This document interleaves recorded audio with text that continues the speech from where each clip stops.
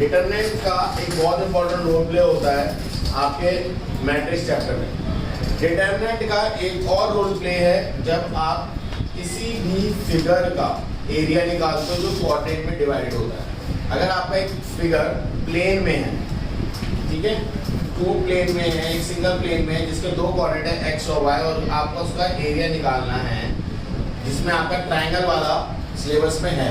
तो जैसे मान लो अगर 3 पॉइंट है x1, y1, x2, y2, x3, y3, ये 3 कोऑर्डिनेट्स हैं आपके।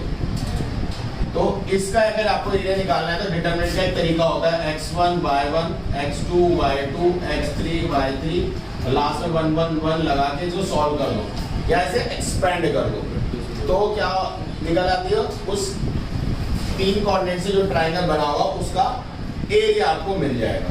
ठीक है, ये आपका डिटरमिनेंट का तरीका है, या बोलो डिटरमिनेंट का एप्लीकेशन। जैसे कई बच्चे पूछते हैं भाई डिटरमिनेंट पढ़ तो रहे हैं, यूज कहाँ होगा, तो ये यहाँ पे यूज होता है। अब कंप्यूटर्स लेने वाले बच्चों के लिए बताऊं कि भाई कंप्यूटर्स लेने वाले बच्चे कि ये कहाँ यूज करेंगे। भाई सीधी बात है, अगर आप कोई ग्राफिकल गेम बना रहे हो तो आप ऑटोमेटिकली उसमें ग्राफ बनाओगे नहीं बनाओगे। भाई किसी फिगर को बनाते हो तो उसमें एक एरिया बनाते हो ग्राउंड, तो उसमें भी तो आपको किसी चीज को जब दर्शाना है तो आप उसका क्या बताते हो, एरिया। तो वहां भी यही मेथड अप्लाई होता है डिटरमिनेंट आपके कंप्यूटर की कोडिंग में। आपने 3 डायमेंशन पढ़ा है, 2 डायमेंशन एरे, उसमें भी। अब कॉमर्स के बेसिस पे अगर बात करें तो ये क्या है, ये एरिया ऑफ शेडेड रीजन ही तो है। भाई क्या है, 3 पॉइंट है, 3 पॉइंट ने आपस में एक लाइन बनाई और इसने कितना एरिया शेड करा या कितना एरिया अनकवर करा, हम कैसे निकालेंगे, इस मेथड से। और ये शेडेड रीजन क्या होता है, ये आप जब 10th क्लास, अभी 12th में लास्ट में एक चैप्टर आता है लीनियर प्रोग्रामिंग, जब आप वो चैप्टर करोगे तो शेडेड रीजन को आपको पढ़ना पड़ेगा, तो वहां भी ये हेल्प करेगा आपको। तो ये मेथड एक तरीके से ये मान के चलो डिटरमिनेंट आप जो पढ़ रहे हो इसकी कुछ प्रॉपर्टीज हमें पढ़नी पड़ेगी, बट इसका एप्लीकेशन चाहे आप साइंस स्ट्रीम में हो या कॉमर्स स्ट्रीम में हो, दोनों जगह बराबर से होता है। ठीक है, अब डिटरमिनेंट को खोलते किस तरीके से, सबसे पहले हम बात करते हैं 2x2 के डिटरमिनेंट की। 2x2 तो 7 या A B C D। तो आपने 10th क्लास का बेसिक्स में मैट्रिक्स को पढ़ा होगा, है जिसमें रोज और कॉलम्स होते हैं, तो उसमें इन एलिमेंट को क्या बोलते हैं, डायगोनल बोलते हैं। तो यहाँ पे भी इनको डायगोनली बोलेंगे, ठीक है। बट जब इसको ओपन करते हो तो किसको किससे मल्टीप्लाई करते हो, इस डायगोनल को मल्टीप्लाई करते हो माइनस इस डायगोनल, यानी AD minus C into D, C into B, इन दोनों को आप मल्टीप्लाई करते हो माइनस इन दोनों। अब ये आपको एक फॉर्मूला समझो या इसका एप्लीकेशन समझो या इसके तरीका समझो, या आपको मेथड याद रखना है कि किसी भी डिटरमिनेंट को अगर आपको खोलना है, जो मिनिमम डिटरमिनेंट 2x2 का है, तो उसको खोलने का तरीका क्या है, this into this minus this into this. कोई डाउट है, कोई प्रॉब्लम है तो बताइए। अब सर इसमें एक चीज आती है माइनर और कोफैक्टर, ठीक है। इसका रोल से बताऊंगा क्या है, इसका रोल हम बाद में पढ़ेंगे। माइनर का मतलब होता है किसी भी डिटरमिनेंट में, जैसे मान लो A का माइनर निकालना है तो उसके रो और कॉलम को छोड़ के जो बचा है वो लिखो, उसकी रो और कॉलम को छोड़ के जो बचा है वो लिख दो। तो अब मुझे बताओ A के रो ये है ना, इसको छोड़ दो और इसके कॉलम को छोड़ दो, बचा क्या, तो ये इसका माइनर है। कोई डाउट है? अब आओ कोफैक्टर पे। तो कोफैक्टर में एक और बात ऐड हो जाती है, -1 की power i plus J. i आपको याद होना चाहिए क्या होता है, रो, और j किसको रिप्रेजेंट करता है, कॉलम। माइनर मतलब -1 की power i plus J, row plus column और माइनर। तो माइनर क्या है इसका, a का माइनर क्या था, d, तो ये तो पहले ही भर दो। -1 की पावर, अब a क्या है, फर्स्ट रो और फर्स्ट कॉलम, यानी 2 पावर। -1 की कभी भी 2 पावर होती है तो क्या होता है, प्लस।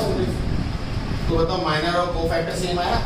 अगर मैं बात करूं b की, किसकी बात करें, b की, तो b का माइनर क्या होगा बताओ, ये सी तो होगा सिर्फ, माइनस बहुत सिंपल है, रो और कॉलम छोड़ दो। कोफैक्टर क्या होगा? माइनस सी। क्यों? रो 1 है, वो सॉरी रो 2 है बट कॉलम तो 1 है, तो 2 + 1 3, तो -1 की पावर क्या होगी? 3, तो -1 रहेगा। कोफैक्टर और माइनस थोड़े थोड़े समझ में 2/2 में कोई डाउट है तो बताओ। एक क्वेश्चन करें पहले, कोफैक्टर और माइनस के छोटे छोटे करेंगे, उसके बाद बड़े क्वेश्चन पे चलेंगे, ठीक है। तो सबसे पहले एक क्वेश्चन करते हैं, तो इसको वैल्यू निकालने वाले क्वेश्चन अभी 2 5 4 1, इसकी वैल्यू बताओ फटाफट क्या आएगी? 2 5 4 1 वैल्यू 2 माइनस 4 5 20, कितना है? यही आएगा ना, सिंपल है ये है। अब इसमें कुछ छोटी छोटी ट्रिग्नोमेट्री की आइडेंटिटीज आपसे पूछ सकते हैं। आपने ट्रिग्नोमेट्री पढ़ी है तो ट्रिग्नोमेट्री की आइडेंटिटीज पूछ सकते हैं। This into this cos square theta minus sin into sin minus sin square theta. अब देखो माइनस आ जाएगा, माइनस माइनस क्या होता है? प्लस, तो ये प्लस हो जाएगा। और ये आपने प्रॉपर्टी पढ़ी है सर, क्या होता है? 1। तो ये कुछ आपसे बोले जा सकते हैं सॉल्व करने के लिए। तो इसमें किसी को कोई तरीके का डाउट है तो बताओ।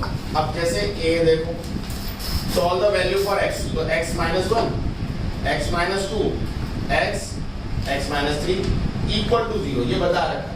तो इसकी वैल्यू तो निकालनी आपको बताइएगा ना, क्या? इसको इससे मल्टीप्लाई करो माइनस इसको इससे मल्टीप्लाई करो = 0 है, यानी x - 1 को मल्टीप्लाई करो x - 3 से माइनस x - 2 = 0, यही है ना कहना?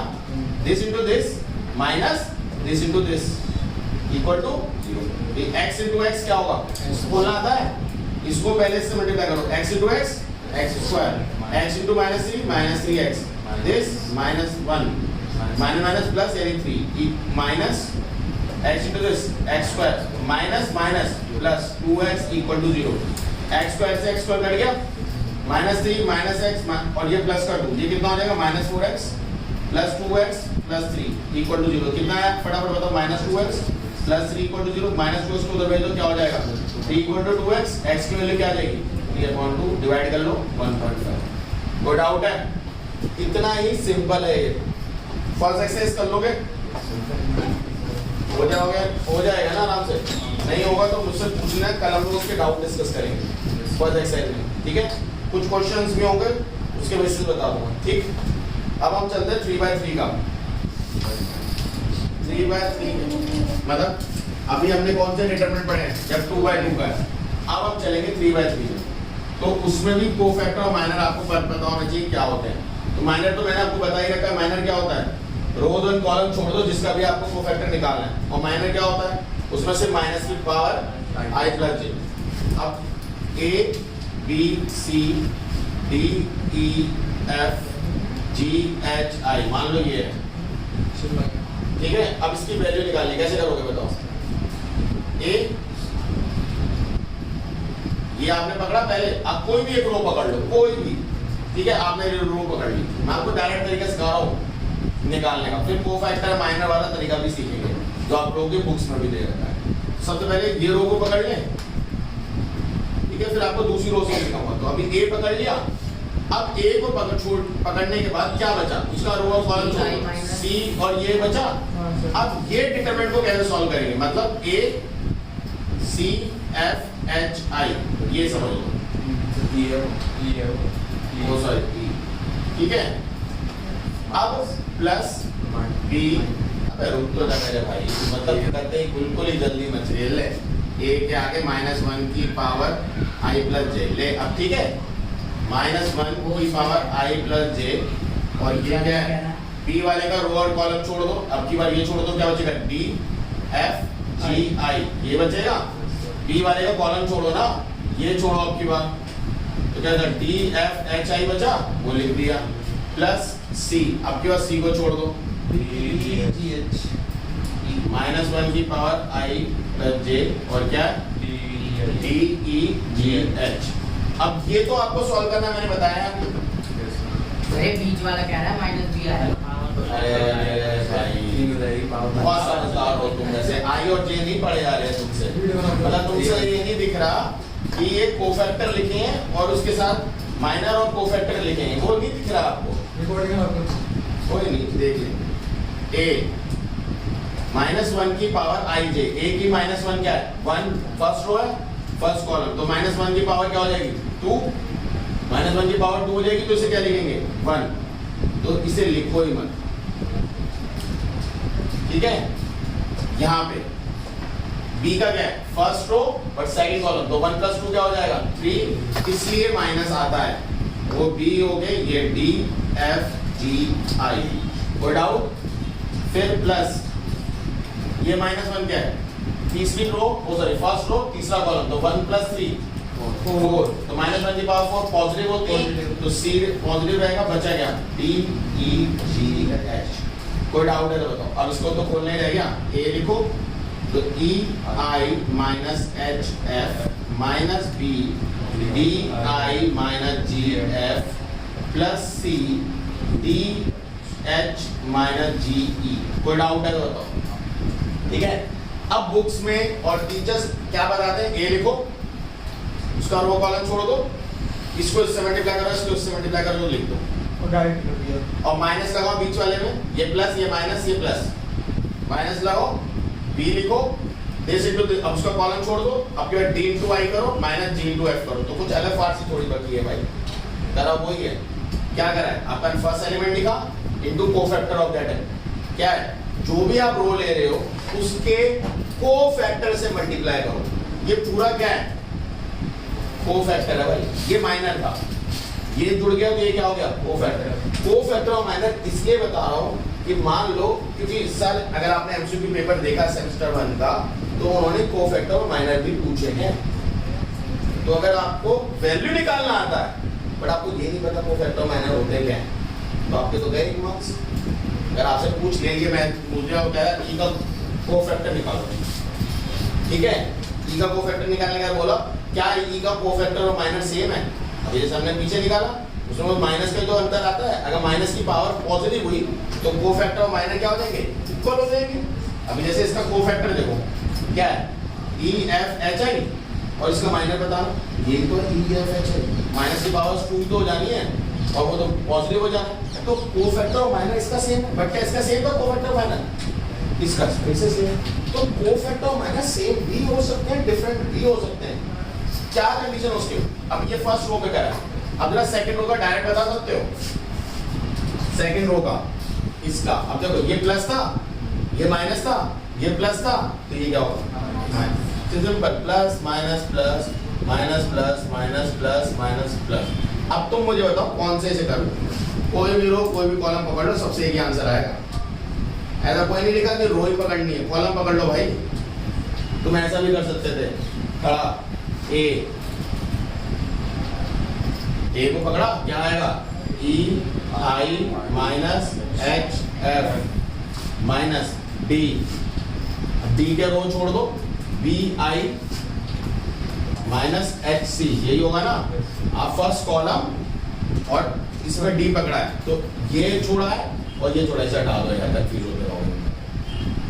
अब आपने ये रो छोड़ी है और ये सॉरी या कॉलम और ये रो छोड़ी, तो B into I H into C plus अगला क्या है जी के लिए बताओ, जब ये छोड़ देंगे D into F minus E into C, अब बताओ ये नहीं है, और इनसे भी सेम आंसर आएगा जो इससे आया, सेकंड कॉलम पकड़ो सेम आंसर आएगा। और ये तुमसे पूछा जाता है बोर्ड एग्जाम में, एक डिटरमिनेंट देंगे कि क्या दोनों से एक ही वैल्यू आएगी, शो करो कि फर्स्ट रो से आपने एक्सपेंड करा और आपने सेकंड रो से एक्सपेंड करा, क्या दोनों से सेम ही आंसर आ रहा है, तो ये आपसे बोर्ड में पूछा जा सकता है।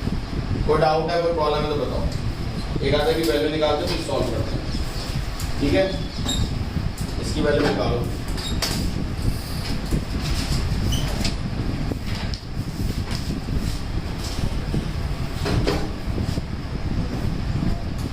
सिंपल सा क्वेश्चन है, 1 3 माइनस 2 4 1 माइनस 1 5 माइनस 3 2, इसकी वैल्यू निकालो, किसी भी रो से निकाल दो। देखो इसमें अगर फर्स्ट रो से करोगे तो माइनस मिल रहा है, मैं 2 से कर रहा हूँ, फर्स्ट रो से फर्स्ट कॉलम से, ठीक है। फर्स्ट रो देखो 1 लिखा हुआ फर्स्ट रो फर्स्ट कॉलम छोड़ दो 1 into 3 1 into 2 2 minus 3 into 3 -3 into -1 plus का 3 आएगा तो ये सिंपल लिख दो। बड़े बच्चों हो तो -3 रो ये कॉलम तो 4 into 2 8 माइनस 5 into -1 -5 ये याद रखना 5 into 1 -5 डायरेक्ट लिखो प्लस लिखो ना प्लस ब्रैकेट में -2 फिर इस रो इस कॉलम को छोड़ो 4 into 3 -12 क्योंकि -3 है -5 बन जाओ 5 इतनी बात समझ में आई। अगर ये आ गया तो आंसर आ गया। ये कितना होगा -1 -3 ये प्लस हो जाएगा 13 और 7 ये -2 ये कितना आएगा नहीं माइनस प्लस -17 अभी तक देखो -1 माइनस कितना आएगा 39 माइनस प्लस 34 कितना आ रहा है -6 आ रहा है। एक बार और दूसरे कॉलम से चेक कर लेते हैं। फर्स्ट कॉलम से करो 1 ठीक है ना first column 1 row 1 into 2 minus 3 into this 3 -4 अब इसके रो और कॉलम को छोड़ दो 3 into 2 6 -3 into -2 6 हो जाएगा सिंपल 6 प्लस 5 इस रो इस कॉलम और इस रो को छोड़ दो 3 into -3 माइनस 2 ये कितना आएगा -1 -4 ये तो 0 हो जाएगा प्लस 5 -3 प्लस माइनस 2 हो जाएगा। अब देखो ये कितना है -1 ये तो 0 है हटा दो ये कितना आएगा +5 और ये कितना आएगा -1 -5 किसी भी रो और कॉलम से आप कर लो सेम ही आंसर आएगा समझ में आया। अगर अब देखो ये इत्तेफाकन है और ये हम इस चैप्टर में जब आगे पढ़ेंगे तुम सीखोगे भी ऐसा कहते हैं ना कि जब हम ताश के पत्ते खेलते हैं कार्ड्स खेलते हैं तो 3 इक्के आ जाए तो बड़े खुशी वाली नसीब वाली बात होती है। अगर हम 3 पत्ती खेल रहे हैं तो है ना डिटरमिनेंट में अगर एक रो या एक कॉलम में 2 0 आ जाए तो किस्मत रंगीन हो गई भाई। ठीक इसी के अलोंग एक्सपेंड करो काम कम लगेगा। अगर किसी भी रो में 2 0 आ जाए या किसी भी कॉलम में 2 0 आ जाए आप समझो आपको मिल गया ध्रुव का इक्का। अब करो इसके अलोंग एक्सपेंड। अब क्यों देखो 3 2 1 के कर सकते हो बट आप इसके करोगे तो फायदा है 3 7 चालू कर 3 सुन तो ले भाई मेरे इससे कर सकता वो 0 हो जाएगा 3 इसके रो कॉलम को छोड़ दो 1 into 7 तो 7 लिख देते हैं -5 8 तो 40 तो वो भी माइनस प्लस हो जाएगा तो 40 लिख देते हैं। अब ध्यान से देखो -0 डायरेक्ट ऐसे लिख दो सर 0 प्लस 0 और ऐसे लिख दो। सोचो मत को फैक्टर माइनस कुछ लिखना है क्यों क्योंकि कुछ भी लिखोगे बाहर क्या है 0 खत्म। तो इसको बताओ क्या है -33 into 3 तो कितना हो जाएगा बताओ कितना आसानी हो गया। अब कई बच्चे जो जिद्दी हैं मैं तो जिद्दी हूँ फर्स्ट रो के लॉन्ग एक्सपेंड करूंगा अबे भाई कॉलम में 0 0 है वो 3 के साथ करेंगे ये लिखेंगे फिर वो -2 के साथ ये लिखेंगे फिर वो 1 के साथ लिखेंगे पता नहीं कुछ तो करना चाहेंगे वो जिंदगी में। तुम मत करना तुम आराम से ही कर समझ में कुछ और क्वेश्चंस करते देखो इसमें अगर फर्स्ट रो से करोगे तो माइनस मिल रहा है मैं 2 से कर रहा हूँ फर्स्ट रो से फर्स्ट कॉलम से ठीक है। फर्स्ट रो देखो 1 लिखा हुआ फर्स्ट रो फर्स्ट कॉलम छोड़ दो 1 into 3 1 into 2 2 minus 3 into 3 -3 into -1 plus का 3 आएगा तो ये सिंपल लिख दो।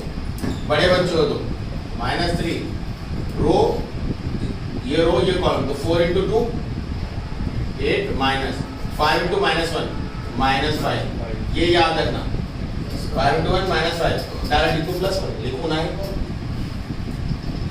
प्लस ब्रैकेट में -2 फिर इस रो इस कॉलम को छोड़ो 4 into 3 -12 क्योंकि -3 है -5 बन जाओ 5 इतनी बात समझ में आई। अगर ये आ गया तो आंसर आ गया। ये कितना होगा -1 -3 ये प्लस हो जाएगा 13 और 7 ये -2 और ये कितना आएगा? नहीं, माइनस माइनस प्लस -70। अब इधर देखो ये -1 माइनस कितना आएगा? 39 माइनस माइनस प्लस 34 कितना आ रहा है? -6 आ रहा है। एक बार और दूसरे कॉलम से चेक कर लेते हैं। फर्स्ट कॉलम से करो 1, ठीक है ना? First column 1 row 1 into 2 minus 3 into this 3 minus 4। अब इसके रो और कॉलम को छोड़ दो। 3 into 2 6 माइनस -3 into -2 6 हो जाएगा। तो सिंपल 6 प्लस 5 इस रो इस कॉलम और इस रो को छोड़ दो। 3 into -3 minus minus minus minus 2 ये कितना आएगा? -1 -4 ये तो 0 हो जाएगा प्लस 5 -3 प्लस माइनस 2 हो जाएगा। अब देखो ये कितना है? -1 ये तो 0 है, हटा दो। ये कितना आएगा? +5 और ये कितना आएगा? -1 -5। किसी भी रो और कॉलम से आप कर लो सेम ही आंसर आएगा। समझ में आया? अगर अब देखो ये इत्तेफाकन है और ये हम इस चैप्टर में जब आगे पढ़ेंगे तुम सीखोगे भी। ऐसा कहते हैं ना कि जब हम ताश के पत्ते खेलते हैं, कार्ड्स खेलते हैं, तो 3 इक्के आ जाए तो बड़े खुशी वाली नसीब वाली बात होती है। अगर हम 3 पत्ती खेल रहे हैं तो, है ना? डिटरमिनेंट में अगर एक रो या एक कॉलम में 2 0 आ जाए तो किस्मत रंगीन हो गई भाई। ठीक, इसी के अलोंग एक्सपेंड करो, काम कम लगेगा। अगर किसी भी रो में 2 0 आ जाए या किसी भी कॉलम में 2 0 आ जाए, आप समझो आपको मिल गया ध्रुव का इक्का। अब करो इसके अलोंग एक्सपेंड। अब क्यों? देखो 3 2 1 के कर सकते हो, बट आप इसके करोगे तो फायदा है। 3 7 चालू कर 3 सुन तो ले भाई मेरे, इससे करता हूं। वो 0 0 हो जाएगा। 3 इसके रो कॉलम को छोड़ दो 1 into 7 तो 7 लिख देते हैं। -5 8 40 तो वो माइनस माइनस प्लस हो जाएगा तो 40 लिख देते हैं। अब ध्यान से देखो -0 डायरेक्ट ऐसे लिख दो सर 0 ही आता प्लस 0 और ऐसे लिख दो। सोचो मत कोफैक्टर माइनस कुछ लिखना है। क्यों? क्योंकि कुछ भी लिखोगे बाहर क्या है? 0 खत्म। तो इसको बताओ क्या है? -33 into 3 तो कितना हो जाएगा? बताओ कितना आसानी हो गया। अब कई बच्चे जो जिद्दी हैं, मैं तो जिद्दी हूँ, फर्स्ट रो के लॉन्ग एक्सपेंड करूंगा। अबे भाई कॉलम में 0 0 है, वो 3 के साथ करेंगे ये लिखेंगे, फिर वो -2 के साथ ये लिखेंगे, फिर वो 1 के साथ लिखेंगे। पता नहीं कुछ तो करना चाहेंगे वो जिंदगी में। तुम मत करना, तुम आराम से ही कर। समझ में? कुछ और क्वेश्चंस करते हैं, ठीक है? रोक ले भाई। देखो इसमें क्वेश्चन दे रखा है -8 -2 -4 -6 और -1 5। तो ऐसे में हमें करना क्या होता है? इसको डिटरमिनेंट के फॉर्म में ले आओ। 8 -2 -4 -6 -1 5 1 1 1 और आगे लगा दो हाफ। आगे चल के आप एक तरीका सीखोगे कि इनमें से रो में से माइनस कर दो तो 2 0 बना सकते हो आगे चल के। बट अभी तक आपने वो मेथड सिखाया नहीं है मैंने। तो अभी आप वही तरीके से करो, एक्सपेंड जैसे आप करते हो। तो यहाँ पे एक्सपेंड किसके अलाउंग करना? लास्ट कॉलम, वो ज़्यादा आसान रहेगा कंपेरेटिवली। ठीक है? बाकी आप चाहो तो फर्स्ट कॉलम के अलग कर लो, वो आपकी मर्जी है। ठीक है? फर्स्ट कॉलम में करोगे तो ये इंटू दिस रहेगा, वो ज़्यादा से 1/2 इधर देखो -8 इसको छोड़ो, माइनस ये क्या आएगा? -6 इंटू दिस -6 और 5 आएगा ना, प्लस सॉरी -4 4 का कॉलम में छोड़ो -2 और 5 -5। ठीक है? फिर अगला क्या है? -1 और इसके रो और कॉलम को छोड़ोगे तो -2 -2 -6 1/2 -8 और ये कितना आएगा? -11 यानी माइनस प्लस हो जाएगा तो +8 लिख दूं। माइनस प्लस 4 पर अंदर क्या है? -7 है ना? माइनस प्लस बट -7 -1 और ये कितना हो जाएगा? +6 4 -2 +6 +4 आएगा। 4 सॉल्व करो क्या है? 88 4 7 जा माइनस 4 88 में से 28 गए सर 8 और 8 चले गए 60 60 में से सर 4 60 और 56 कितना है सर 28 आएगा 28 यूनिट स्क्वायर ये याद रखना क्योंकि एरिया है ना तो यूनिट स्क्वायर तो मान सकते 1/2 के जैसे 1/2 एरिया के लिए यूज होता है ठीक है फटाफट कर लो थर्ड एक्सरसाइज इसी के ऊपर बेस्ड है थर्ड एक्सरसाइज में थर्ड पॉइंट दे रखा कोलिनियर तो कोलिनियर में क्या करोगे यही सेम पैटर्न लगाओगे बट एरिया जो निकल के आ रहा था उसकी जगह तुम क्या करते हो 0 क्योंकि अगर कोई 3 पॉइंट लाइन एक ही लाइन में है ऐसे तो उनसे कोई ट्रायंगल फॉर्म होगा ही नहीं और अगर उनसे कोई ट्रायंगल फॉर्म नहीं होगा तो उससे भी कोई एरिया होगा ही नहीं तो एरिया क्या होगा 0 तो वहां से तुम x की वैल्यू निकाल सकते हो या कोई रिलेशन एस्टैब्लिश कर सकते हो तो इसको करके लाओगे तो फर्स्ट सेकंड थर्ड एक्सरसाइज कल करेंगे और कल हम करेंगे प्रॉपर्टी ऑफ डिटरमिनेंट स्टार्ट ठीक है प्रॉपर्टीज कराऊंगा उसके बेसिस पे कराऊंगा क्वेश्चंस ठीक है खत्म अभी करो ABC